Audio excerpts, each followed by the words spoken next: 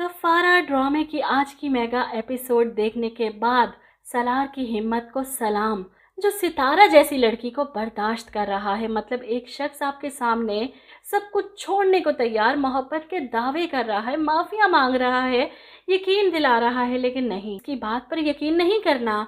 जो कहीं गलती से एक जुमला सुन लिया था मजाक में, सलार ने अपनी नानों से कहा कि मैं सितारा को नीचा दिखाना चाहता हूँ इसलिए इससे शादी की, बस वो जुमला ही सितारा के दिमाग में घूम रहा है। इसी वजह से वो सलार की किसी भी कही हुई बात पर यकीन करने को तैयार नहीं। यकीन करें, सलार की हिम्मत को सलाम पेश कर रही हूँ मैं, क्योंकि कोई और मर्द होता ना तो ऐसी बीवी को हाथ पकड़कर घर से बाहर करता कि जा बीवी जाकर अपना इलाज करवा। अभी भी सलार के सामने सिर्फ एक ही रट है कि मुझे छोड़ दो, मुझे जाने दो। इसे बहुत शौक है अपनी ताई के पास रहने का और इनसे बातें सुनने का और बचा कुचा खाना खाने का।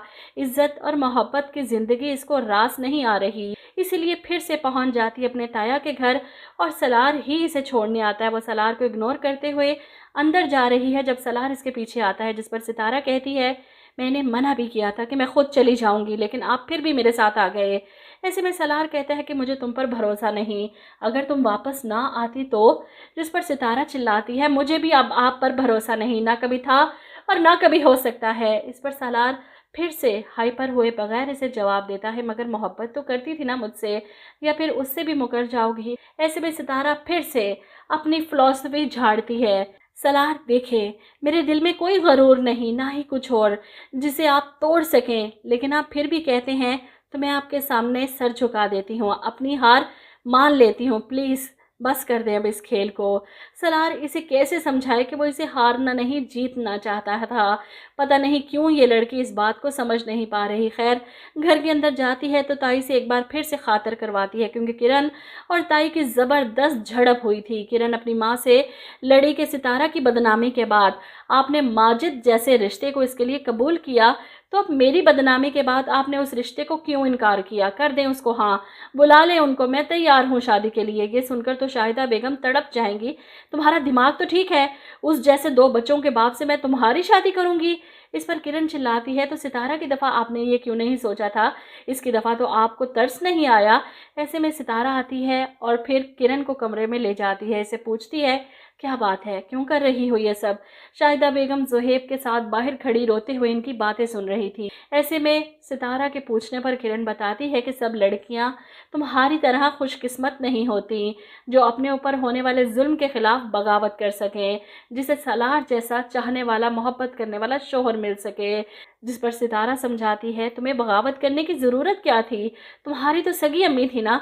जिस पर किरण कहती है वही तो कह रही हूँ, अपनी सगी माँ थी मेरी, इसलिए मेरे ऐबों पर पर्दा डाल रही थी रिश्ते करवाने वाले के सामने। और तुम्हारी तो कुछ नहीं लगती थी ना, इसलिए तुम्हारे ऐब एक एक को पकड़कर बताती थी।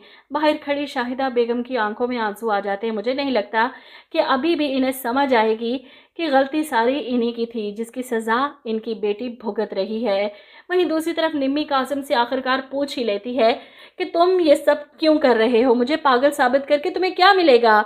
ऐसे में कासिम की माँ, जो इसके लिए खाना रख कर गई थी लेकिन दरवाजे के बाहर ही खड़ी होकर इनकी बातें सुन रही थी, कासिम निम्मी से कहता है तुम्हें पागल साबित करके मुझे सुकून मिलेगा, तुम्हें तो मैं एक ना एक दिन पागल खाने छोड़ ही आऊँगा।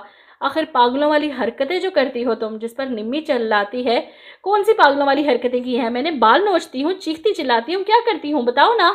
जिस पर कासिम मुस्कुराता है बाल क्यों नोचोगी, बाल तो पुराने ज़माने के पागल नोचते थे।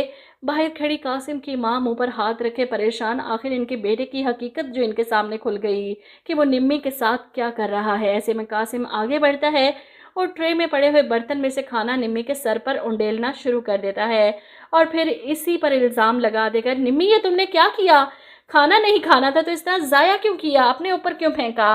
लेकिन इसकी माँ को तो अब पता है कि कासिम ही झूठ बोल रहा है। हो सकता है अंदर आकर अपने बेटे के मुंह पर थप्पड़ मार दें कि सब सुन लिया है मैंने।